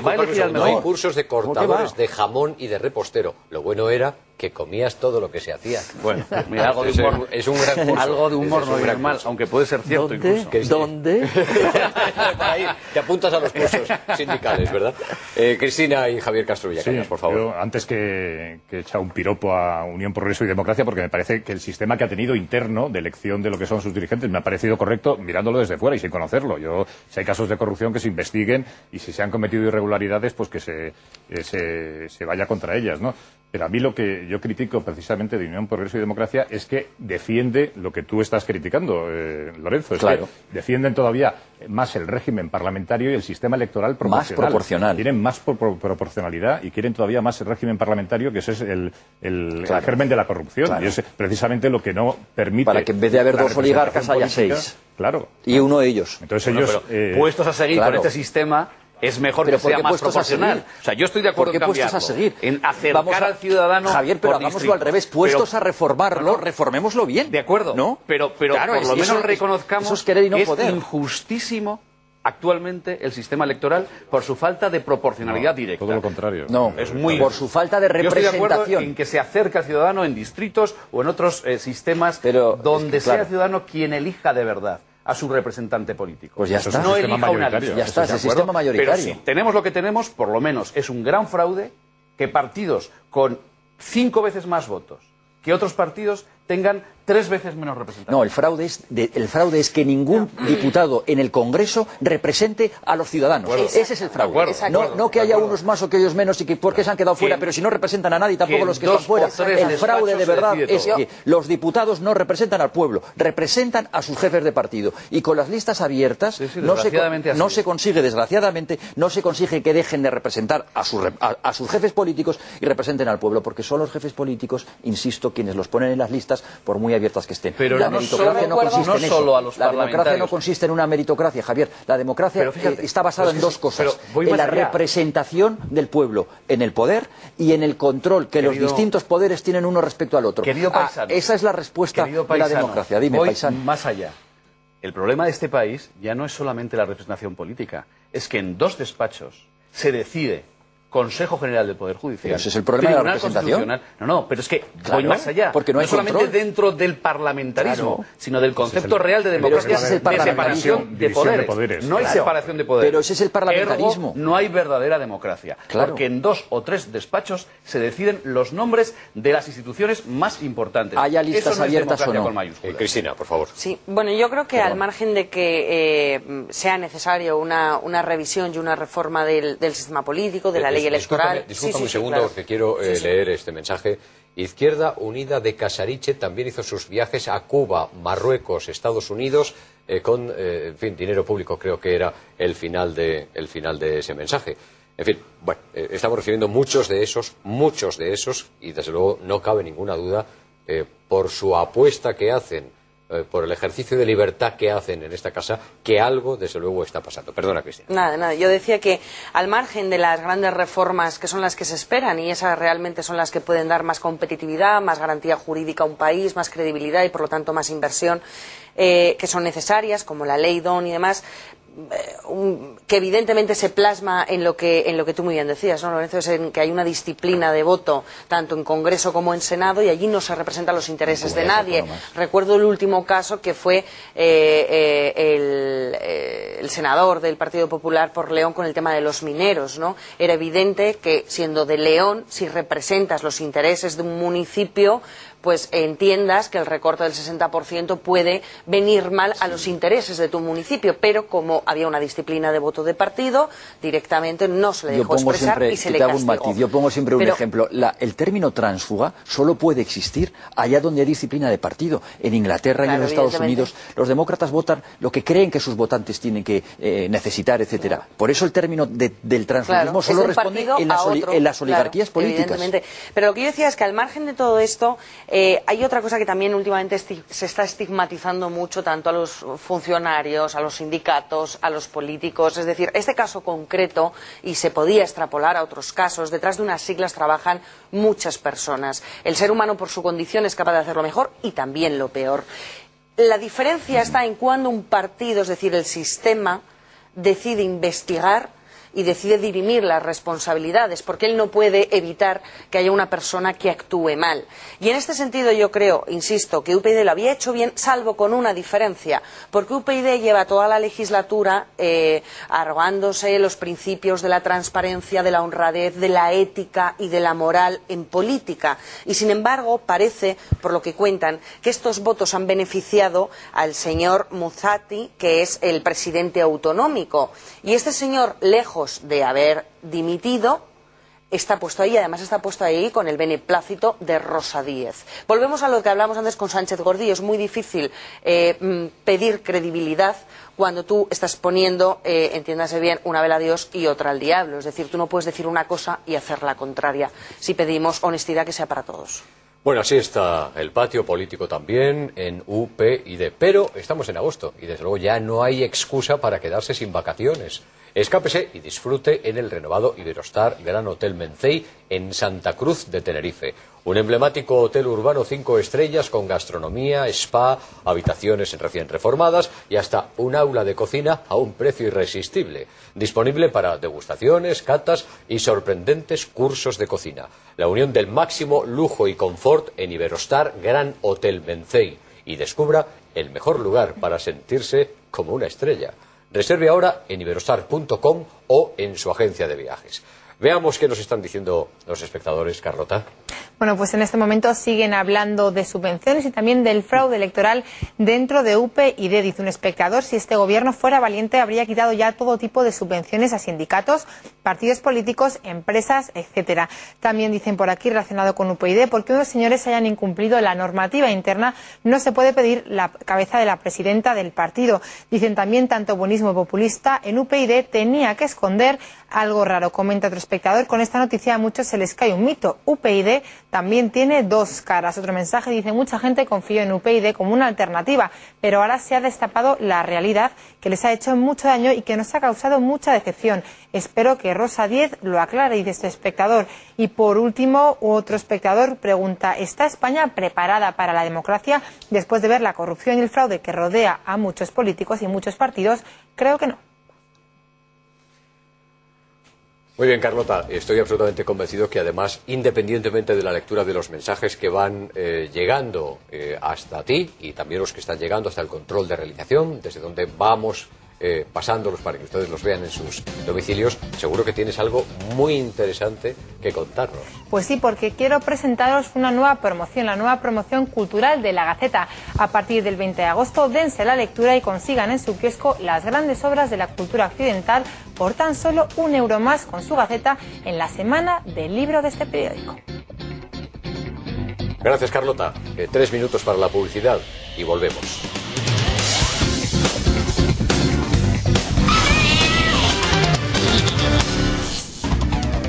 23:33, una hora menos en la Comunidad Canaria. Vamos al País Vasco. Allí ya saben ustedes que hace unas horas Antonio Basagoiti, el presidente del Partido Popular, allí en el País Vasco, ha pedido un atisbo de esperanza, de arrojo por parte, en este caso, del Partido Socialista y del Partido Nacionalista Vasco, para ver si son capaces entre los tres hacer un equipo de trabajo político que cerque a los proetarras, a los bildutarras, a los de Amaiur, en fin, a estos que en este momento están gobernando en muchas instituciones y que parece tienen posibilidades de seguir creciendo. Bien, no sabemos exactamente hoy, porque todavía no ha habido reacciones en ese sentido, qué opina Partido Socialista y qué opinan también los del Partido Nacionalista Vasco. Pero aquí en la mesa, mientras que intentaba, en fin, acercar a nuestros contertulios algún dato en relación con este asunto, me decía, por ejemplo, José María Carrascal, y asentía Lorenzo Abadía, que es muy difícil porque no se sabe todavía cuáles son peor. Nos referimos a Bildu, a Amaiur. Exactamente. En este caso, nacionalistas, claro. Sino, es decir, ¿qué ocurre? El nacionalismo es un sentimiento más que una idea, y el sentimiento, en los sentimientos siempre termina ganando el más extremista, porque cree que tiene más legitimidad. Ocurre en Israel, es decir, los extremistas están dirigiendo la política de Israel. Y ETA y Bildu siempre serán unos nacionalistas más legítimos que el PNV. El PNV tendrá que seguirles. Llegar a acuerdos con el PNV es como echar agua a una cesta. Al final siempre saldrá el nacionalista. Por eso, claro. La idea me parece buena en el sentido como gesto. No es tan buena como el robar supermercados o el otro como gesto, pero bueno, como gesto. Pero nada más como eso. A mí me parece una entelequia, prácticamente, porque el nacionalismo como tal, más que un sentimiento, alude a los sentimientos, pero el nacionalismo es un objetivo político de poder, no es otra cosa. Otra cosa es que hunda sus raíces y sobre todo de cara a la estrategia de convencer a la gente, a las personas, en un movimiento antiilustrado, romántico, por descontado. Pero no hay nacionalismo que no entienda como objetivo final la constitución o el logro de un Estado allá donde se considera que hay una nación cultural. Por lo tanto, si uno se considera, o un partido se considera nacionalista vasco, significa que pretende a todas luces, al final, como objetivo último, la independencia para el País Vasco. Y eso lo sabe el señor Basagoiti, y lo sabe Pachi López, y lo sabe todo el mundo que haya investigado un poco, por poco que investigue la clase política actual, en la doctrina, en la ciencia y en el pensamiento político. Por lo tanto, intentar pactar con un partido nacionalista vasco que busca la independencia contra otro que en realidad, ahora además, al menos en teoría, que ha renunciado a las armas, dice ¿para qué? Pero ¿cómo se puede unir el proyecto español, el proyecto de España, con el proyecto de la secesión de España? No, es imposible. Por eso digo que eso es simplemente una entelequia y por lo tanto un acto de demagogia. Pues vamos a preguntárselo al señor Basagoiti si considera que es una entelequia. Intuyo que no, porque si no, no hubiera planteado esta posibilidad política a la que se refería el señor Abadía, Lorenzo Abadía. Señor Basagoiti, ¿qué tal? Muy buenas noches. Buenas noches. Estamos intentando con nuestros contertulios, con Lorenzo Abadía, con José María Carrascal, con Cristina Guerrero, con Javier Gallo y con Javier Castrovilla Cañas, adentrarnos en ese planteamiento que hace usted, que a simple vista, a priori, parecería lo más razonable y lo más natural del mundo. Es decir, aquellos partidos democráticos y que creen en la España de las autonomías, por hablar en este caso de esa posibilidad, cercaran a los proetarras o a los del mundo de la llamada izquierda abertzale. Pero no parece, según nuestros contertulios, que tenga mucho futuro. Bueno, quizás también es importante que cada uno se retrate. Y no estoy proponiendo un pacto de gobierno. No estoy proponiendo una cuestión que ya se ha hecho en otras ocasiones en la época de José María Aznar. Estoy proponiendo que haya unos mínimos que sirvan para que se deje de engordar a Batasuna, a Bildu o como quiera que se llamen. Lo que estoy planteando es que no puede ser que después de 40, 50 años haciendo frente a ETA, ahora toda la política vasca gire en torno a ver cómo se prestigia ese mundo. Y estoy proponiendo eso a los partidos políticos que digan a la ciudadanía si serán dispuestos o no a dar paso a Batasuna o posibles gobiernos, y que los ciudadanos vascos sepan a qué atenerse con cada uno. Si hoy gobiernan en Guipúzcoa, si hoy gobiernan en San Sebastián, es porque sobre todo el PNV les ha dado la gana de dejarlos, porque no se han atrevido a afrontar ningún tipo de debate de fondo con aquellos que aspiran a ser la hegemonía nacionalista.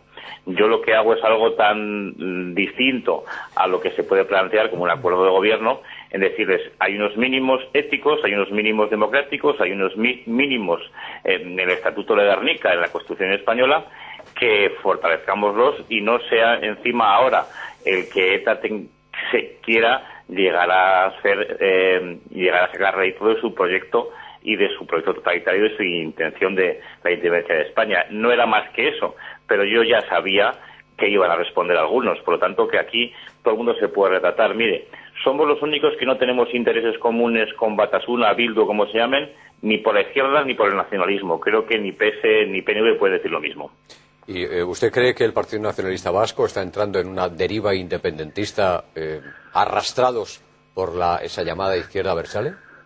Bueno, la verdad que siempre han sido independentistas. Ahora, hace 5 años, hace 10 y hace 20. ¿Qué ocurre? Que ahora están pugnando por la hegemonía nacionalista.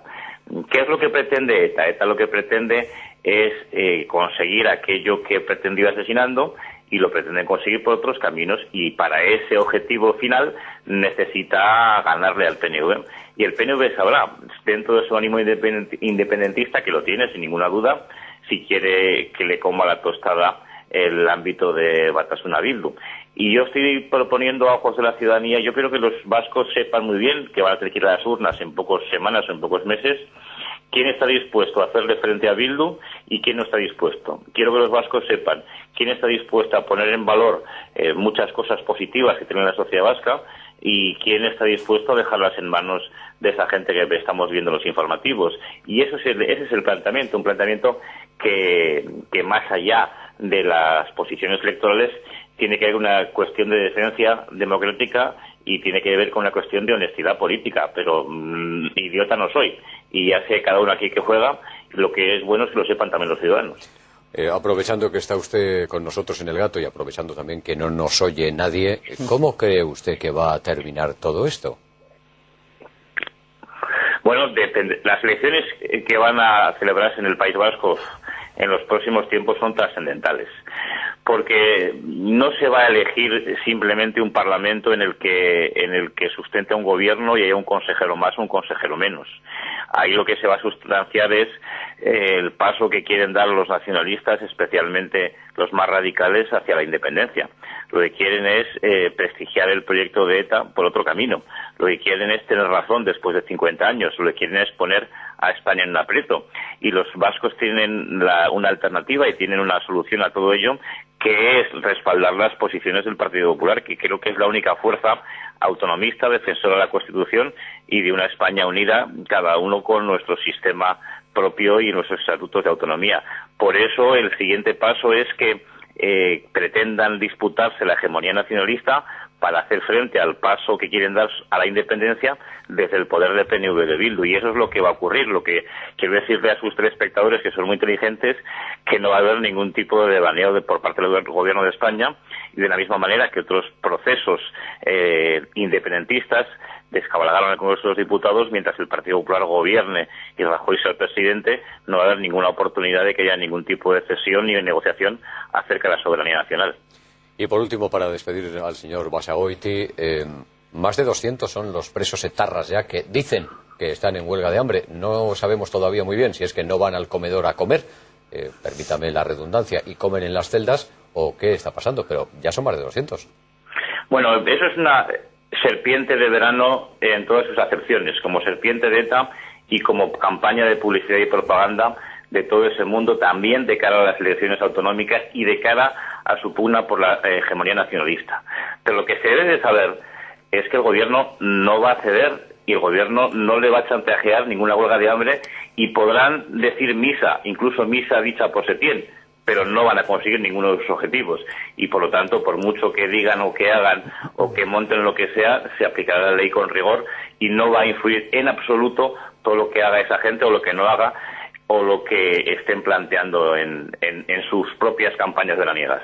Don Antonio Basagoiti, presidente del Partido Popular Vasco, le agradezco mucho que nos haya atendido una vez más aquí en El Gato esta noche. Un saludo, muchas gracias, buenas noches. Gracias. Hasta luego. Cristina. Bueno, a mí me... Te veía cabeceando.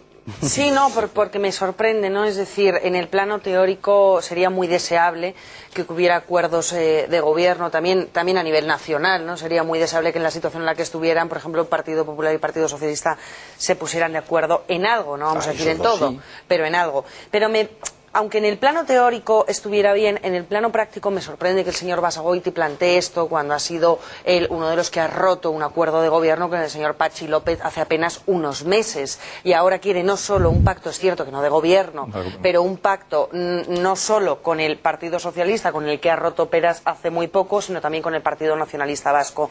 Lo siguiente que me sorprende del discurso del señor Basagoiti, al que por cierto luego yo respeto muchísimo, pero me sorprende por ver un poco lo que ha pasado en otros tiempos, es que él diga aquí que el Partido Nacionalista Vasco ha sido independentista toda la vida y lo va a seguir siendo, que sería un error aliarse con él electoralmente cuando su propio partido ha formado gobierno en otras ocasiones y en otros años cuando le ha convenido y cuando le venía bien. Claro. Y por último, y subrayo y cierro con esto, yo creo que el Partido Nacionalista Vasco, si bien es cierto que es un partido nacionalista, yo creo que no todos los nacionalismos son iguales, es decir, no es lo mismo PNV que Amaiur o que Bildu, y creo que yo honestamente creo que hay muchísimas diferencias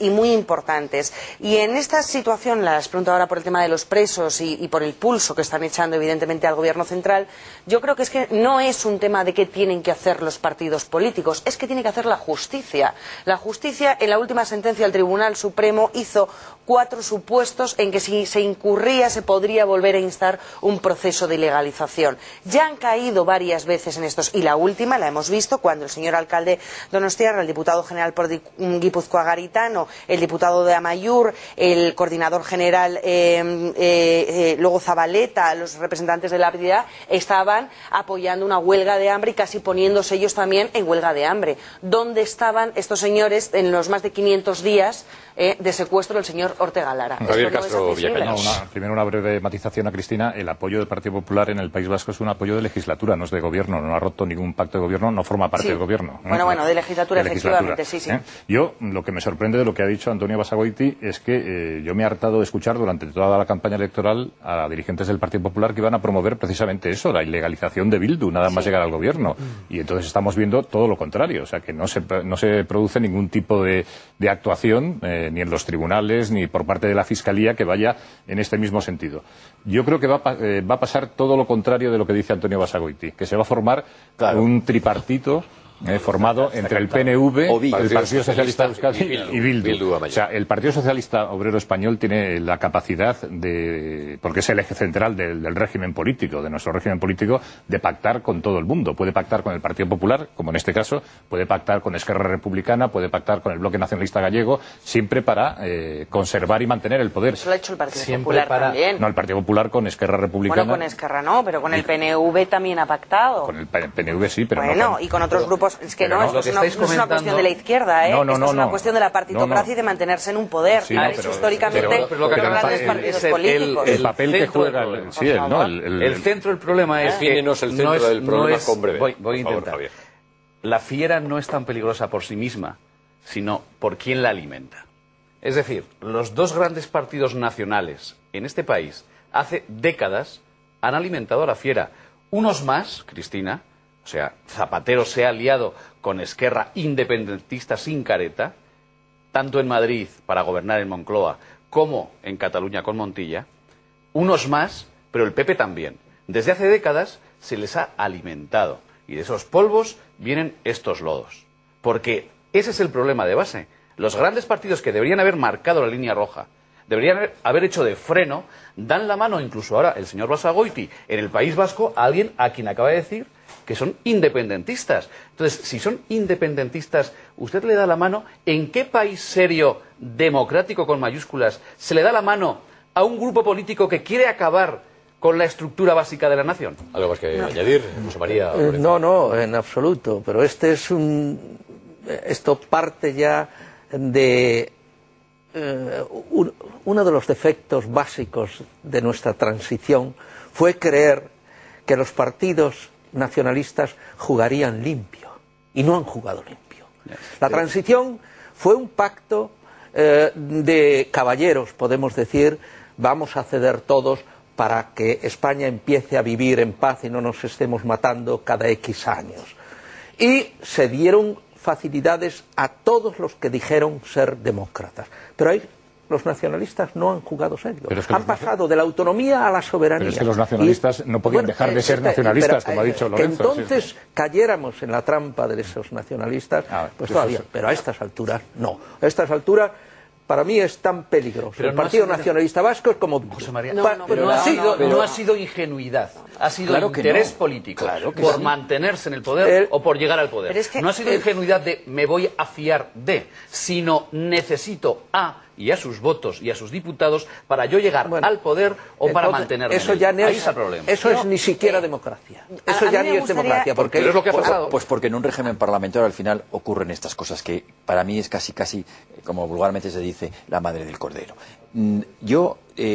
En esta cuestión a mí me parece fundamental y reitero lo que he dicho antes, es decir, es una entelequia intentar pactar cualquier proyecto político español con personas, con grupos y con ideas que abominan de la idea de España. Y el PNV, como partido nacionalista, busca la independencia de su territorio, como todo partido nacionalista. Otra cosa son los medios. Unos serán pacifistas y otros no serán pacifistas. Y por último, el último matiz es el de la transición que decía José María Carrascal. A mi modesto entender, la transición, y ahí sí que de esos polvos vienen estos lodos, no fue un pacto de caballeros, fue un pacto de oligarcas, que se blindaron en el Estado a través de la ley electoral y la financiación de los partidos. 10 segundos. Yo, al contrario de lo que estáis comentando, a mí me parece necesario que los partidos que gobiernan y que están en el gobierno tienen la necesidad de dialogar con aquellos partidos, aunque sean nacionalistas, que representan la problemática y los intereses de unos ciudadanos dialogar que ellos gobiernan. Ahora, hay una diferencia, insisto, entre nacionalismos y terrorismo.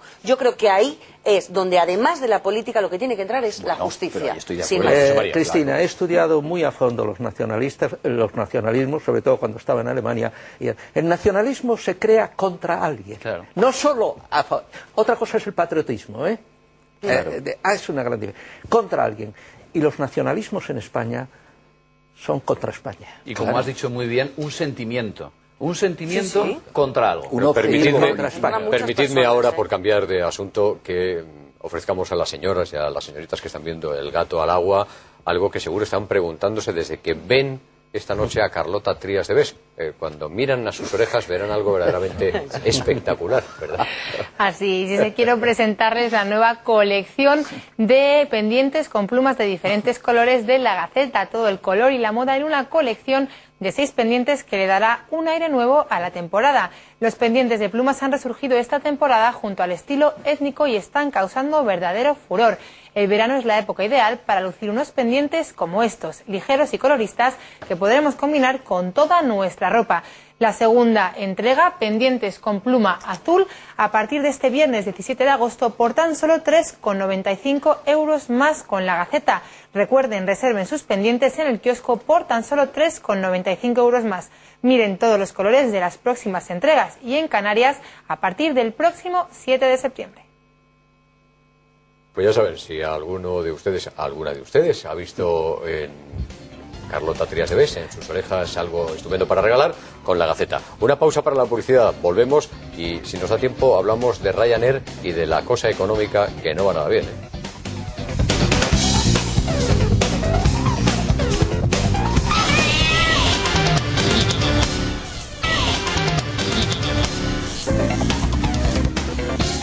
llegando ya algunas portadas de los diarios de mañana que en un instante les presentaremos. Antes vamos a hablar, aunque sea brevemente, de lo que está pasando en Europa. Recesión a la vista. El flujo de turistas que visita Berlín es constante, pero parece que el crecimiento económico en Alemania no está del todo asegurado. La locomotora de la zona euro apenas consiguió acelerar un 0,3% en el segundo trimestre gracias a un robusto mercado laboral, pero su producción y pedidos industriales cayeron en junio, lo que ha elevado el pronóstico de una recesión en la mayor economía del continente. La zona euro en su conjunto se contrajo un 0,2% entre abril y junio.